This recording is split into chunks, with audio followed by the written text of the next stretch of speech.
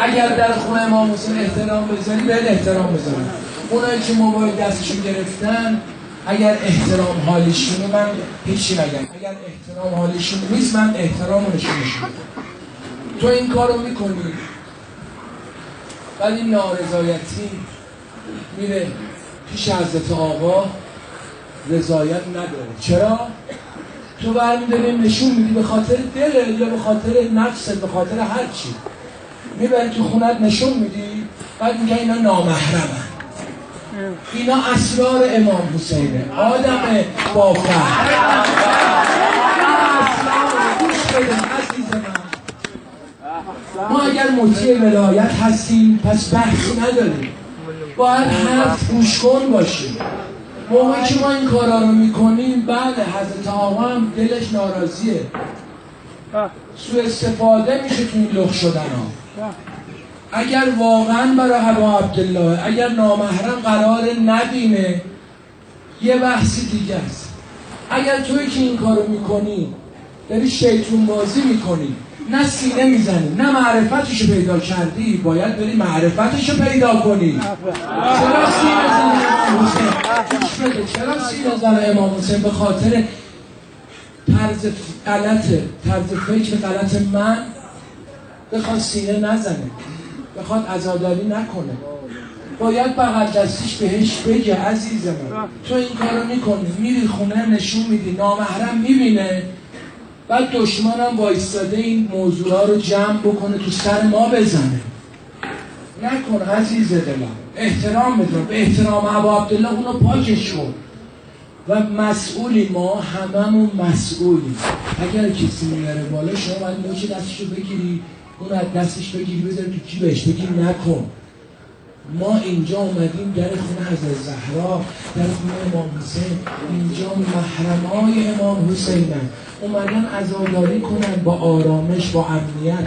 ما هر چی داریم در خونه اهل بیت، هر چی داریم سرصدقه فاطمه زهرا، بعدشن هر چی داریم گوش بده، هر چی داریم در خونه شهدا گیرمون اومده، هر چی داریم مال مادر این آقاست. نگاه کن، وایساده پای این مملکتش 0 تا 100ش وایساده که من تو راحت بگیم حسین، نباید آزار بدیم. موقعی که گوش بده، موقعی که این طرز فکر غلط اشتباه میاد و همین این شیطون رو میاری بالا، اون سینه زن حسین از دست من تو چه کار کن؟ باید کجا امنیت داشته باشه؟ باید کجا آرامش داشته باشه؟ باید کجا بره سینه بزن؟ حالیت نمیشه، یا فهم داری یا نداری، من نمیدونم. اگر داری نوش جونت، ایشالا تا صبح قیامت در خونه امام حسین خود روشن کن. اگر نداری برو پیدا بکن، چون یه سینه زن حسین نباید فدای افکار غلط تو بشه. تو به خاطر دلت، به خاطر اینکه حال نداری یا پول سیدی بدی یا هر چی در فلانی این کارو میکنی، بعد آزار میدی. سینه زن حسین گناه داره، باید تا عمر داره در خونه امام حسین نوکری کنه، نباید به خاطر یه آدم اینطوری اذیت بشه. ما باید احترام بذاریم. ما هر چی داریم از امنیتی که داریم، هر چی داریم در خونه اولاد زهرا پیدا کردیم، هر چی داریم سرصدقه رهبر حسینی رو اینو بدونن. آی رفقا،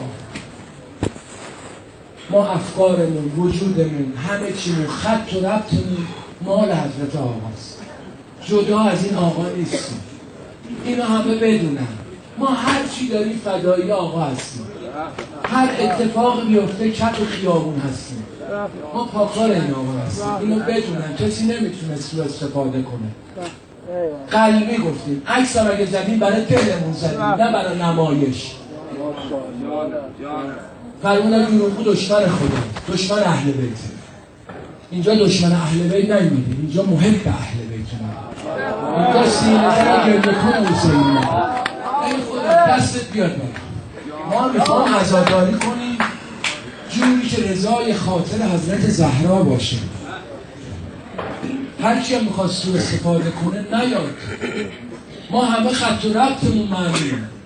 ما پشتیبان ولایت فقیه هستیم که بهمون آسیبی نرسه. ای خدا دستت بیاد ای خدا ای خدا ما را به کربلا برسان. ای خدا این کربلا گرفتن در خونه امام حسین هیچ کاری نداره. اگر خواستی رو ندادن نه نخواستی درست نخواستی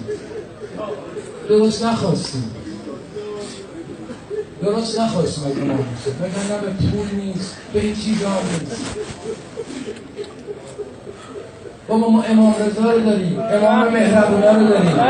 رفتی در خونش که کربلا بهت نداده، رفتی در خونش بهت نداده.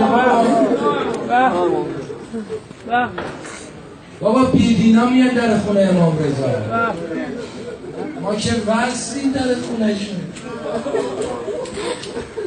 همچین آقایی رو داریم باز لنگ میزنیم. نه